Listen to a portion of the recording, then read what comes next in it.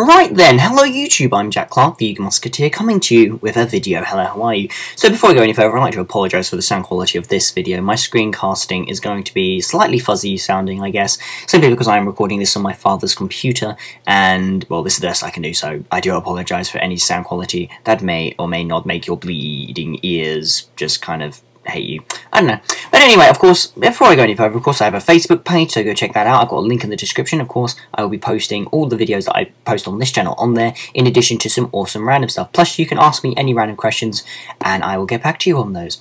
So, let's go on with the video. Today, I'm going to be talking about various cards from Abyss Rising that I think are particularly noteworthy, or things that I think are particularly interesting or have potential.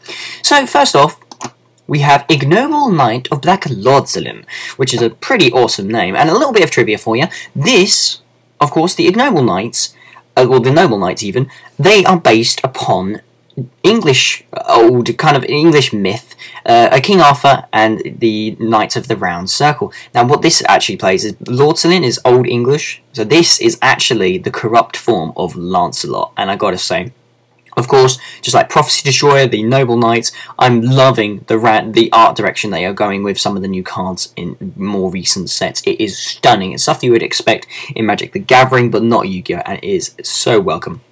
Especially considering we actually know who some of the artists were. Of course, in the honour of the artist known as Genzo Man on the internet, he actually was one of the people who he helped in the creation of some of the Noble Knights, most notably Noble Knight Artorigus and Garwain, and they look stunning, and it's nice to be able to kind of look at a card and actually appreciate the artist who gave us such an image, and it is really nice. But then again, I digress, I do apologize. Now let's talk about Ignoble Knight of Black Lordselin. Now, Black Lordselin is, of course, he's a dark, level 5, 2000 attack, 800 defense, not very good stats as it goes, but his effect is interesting. So, of course, you can send a light normal monster you control to the graveyard to special event from your hand or your graveyard. In addition, he has an effect that allows you to tribute a Noble Knight monster. That does include himself, of course. The N that is not capitalized in his name doesn't mean much. Of course, you can tribute a Noble Knight monster you control to add a Noble Arms card from your deck to your hand. You can only use that effect, of course, of Noble Knight or Black Lordselin once per turn, and you can only control one face-up Black Lordselin per at a time. So what makes this card very interesting, in addition to its awesome artwork? Of course, being the sneak promo card means it's very accessible. But, of course, being able to summon it from the graveyard is always a nice effect, but the main reason why this is interesting is you contribute to one Noble Knight to add a Noble Arms card from your deck to your hand.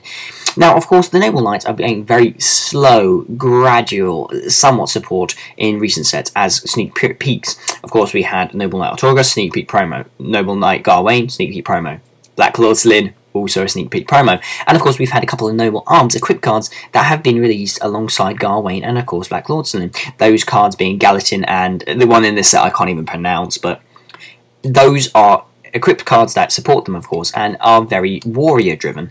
What makes this interesting is that, of course, with their gradual support, and I assume they will be getting more gradual support in future sets as sneak peek promos as they have been currently, I expect there to be kind of an interesting kind of utility with them, because you can search for your Noble Arms cards now. Now, so far, we have a Noble Arms card that can increase their attack points and one that can destroy set cards. Now, already we have a card that can destroy stuff and now can be searched. But what we have now here is a card that can facilitate the kind of the searching of decent Noble Arms cards if and when they come out. So it has a lot of potential. I mean, in the future, if they make a warrior-based Premature Burial, which is a Noble Arms, then holy shit, we have a viable deck here. And I love that idea, especially considering it's a light and dark archetype with warrior support. BLS anyone with warrior returning alive and noble, just noble rabbit decks, or as I like to call them, Genzo Man decks. Always call them Genzo Man decks, just to show kind of respect for the artist. But then again, I digress. Of course, Ignoble Knight of Black Lordselin, very cool card. Of course, the sneak peek promo, but it's got potential. Next card, Murloc Glacier, the Elemental Lord. Oh dear god. Now, I'm going to be talking about this card in addition to the general kind of mermails that have been supported in this and have been introduced in this set. Now, the mermails, of course, are very good cards, allowing you to, with the general idea with mermails is that you discard and you tribute water monsters to get effects, and of course they're very advantage driven. Now, of course, The latest deck, the Realm of the Sea Emperor structure deck, introduced the Atlantean archetype, which of course get their effects when they use for the effects of other water monsters. Oh, can you see where I'm going with this? Mermails and Atlanteans are a ridiculous deck. I have tested them thoroughly. I was going to make the deck originally before I knew the rarities of the Mermails. Before I knew the rarities of them. Oh my god, you need so many. You need at least, what, 6 ultras, 5 or 6 ultras, and you need like 3 secrets. You need a load of secrets as well, so it's kind of hard to make this deck. It's going to be a deck that, in my opinion, has a chance of doing really freaking well in the TCG in tournaments. It's going to top. I'm going to say here, Mermail Atlanteans, please don't prove me wrong. It is such a good deck, and the advantage they can drive is crazy. I mean, Abyss Spike, you can, when it's normal summon or special summoned, you get to discard a water monster to add a level 3 water monster from your deck to your hand. Now, of course, that doesn't sound too good, I mean, because, of course, you have to add exactly level 3, but what you'll be using with that is to search for a Genex Undine, which is amazing with Atlanteans, and of course, its effect to discard is also amazing with Atlanteans as it is. It can use its effect when it's special summoned, which means you can use it with Abyss Lind, which, of course, is the recruiter of the Mermails, and, of course, Abyss Megalo is a ridiculous card. During 2400 attack point beta that could be summoned by your Lind or your Abyss Sphere, the trap card, directly from the deck. 2400 attack point beta that can potentially attack twice if you tribute a water monster, so in addition to being able to facilitate the more and more effects of your Atlanteans, it allows you to put crazy damage onto the board really freaking quickly. Now, back to Moon and Glacier itself. Now, Moon and Glacier, in my honest opinion, I think it's got more of a win more card, especially in Mermail Atlanteans. And of course, you'll look at it and immediately you'll know that this is the water equivalent to what ground soil is to earth.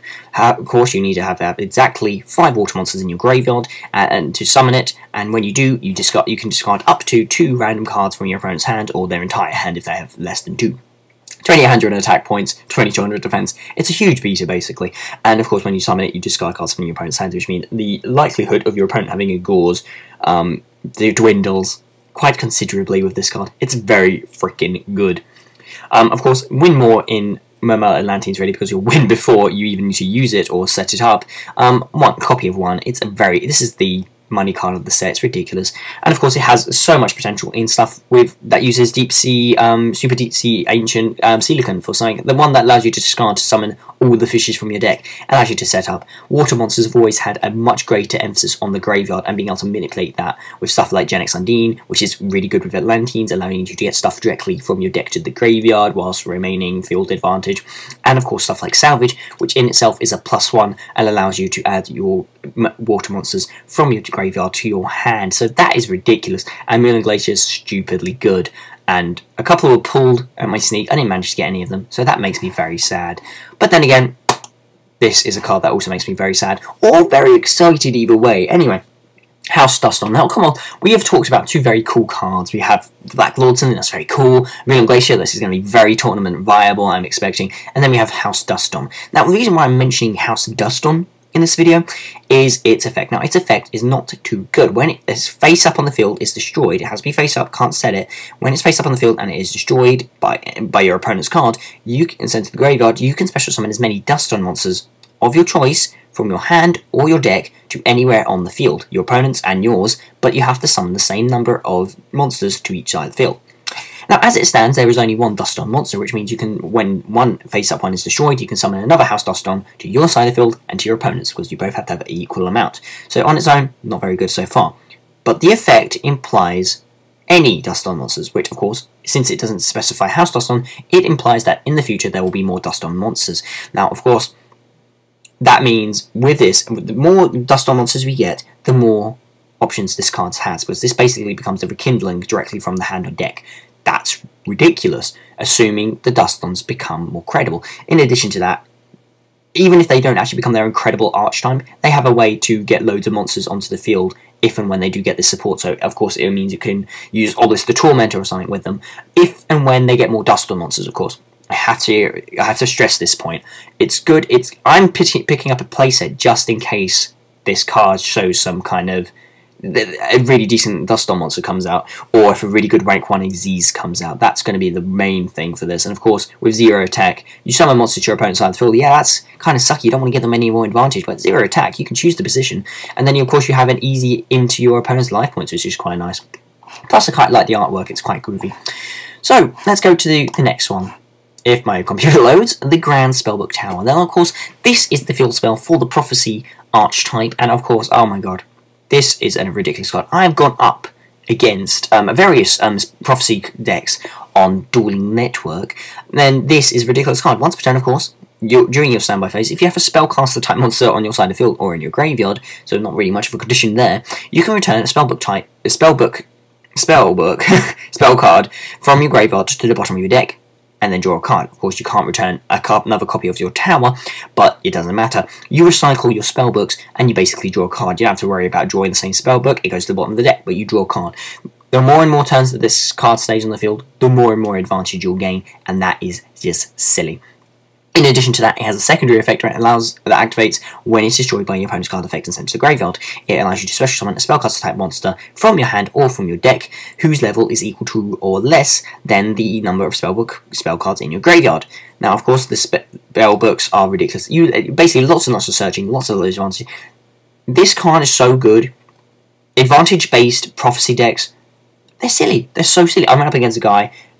He was just kind of getting so many pluses from it. He was utilising stuff like Crystal Seer and Apprentice Magician, and constantly drawing cards with Spellbook Tower. I tried to destroy it. He summons something amazing. He spams. He beats me in the end with 3 Junon on the field, or the High Priestess of Prophecy. It is a silly card, and this card facilitates the silliness. And I love it. It's a secret rare as well, which is rightfully so, no less.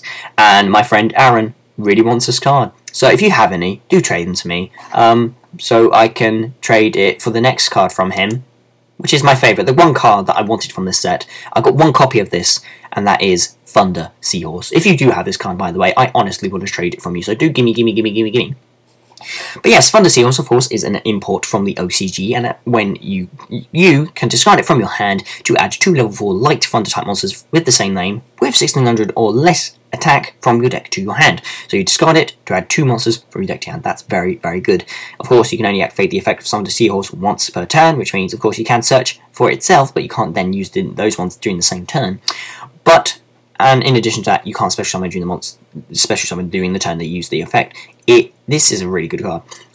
Now Thunders as an attribute, no, as a type, aren't very good. They don't get the best kind of support. This is one of those cards which is going to help. Of course, it is very severely limiting. Level 4. It has to be level 4, which means you can't search for a lot of decent Thunder type monsters. You can't even search for the daddy of Thunder monsters, and you can't search for Ryo because it has to have 1600 or less, which is sad. But this deck really does help boost a lot of Thunder decks. Now, of course, in its own deck, which is the Hunter deck, which, of course, the rares for it were released in the previous set, allows you the Hunter archetype. They summon themselves, they allow you to have additional normal summons. That in itself is very draining on your resources. You can minus yourself very easily, because you'll go into internet diseases by basically using multiple cards from your hand at the same time. Thunder Seahorse counteracts that by giving you easy pluses, and still searching for those cards, whilst being balanced, because of course it's like duality, you can't special summon during the turn you use it. Very good. So in its own deck, the Hunter deck, it's very, very good. Of course, many other players have featured this in their own way, but what I love about this card is other Thunder decks. Batteryman AAA, anyone? Of course, search for your Batteryman AAAs allow you to access and reuse 1 card rank 4 Exceeders. That is really good. As soon as you get one AAA into the graveyard, all your other ones are live. Microcell, anyone, is a +1 in itself as well. Thunder Seahorse allows you to continue abusing that. In addition to that, my favourite archetype, my deck, my baby, the Watt archetype. Now, the Watt archetype kind of have a love-hate relationship with this card. If you're using a deck that focuses on getting the Hoplock, you don't use this card. It doesn't help and does not facilitate you and your win condition and getting the Hoplock out in the field and then attacking. What it's really good is in aggro based. So you discard this card and you get to add 2 copies of Watt Cobra. Watt Cobra, you attack directly, do damage, you get to add another Watt from your deck to hand.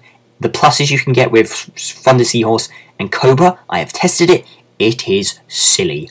I reiterate, it is silly, which is why I want multiple copies of the cards. I have 1 copy I got from my sneak peek, which I'm very happy with, but I want more copies. So in addition to tell me what you liked about the Abyss Rising set in the comments down below, or as a video response. I would love to be able to trade with you. So if you did get a Flood Seahorse or have one for trade, do tell me, because I'm going to put up a trade binder video soon, and of course I will be able to trade with you.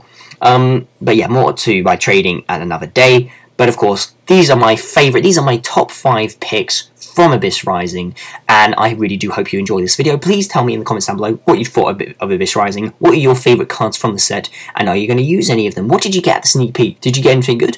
And how did you do? Did you get a mat? Do you like the mat? What do you think? Tell me about the set and your opinions in the description down below. I'd love to get some kind of discussion going. So of course, my name is Jack Clark, the Yu-Gi-Oh! Musketeer. More videos coming out to you soon, but until then, goodbye.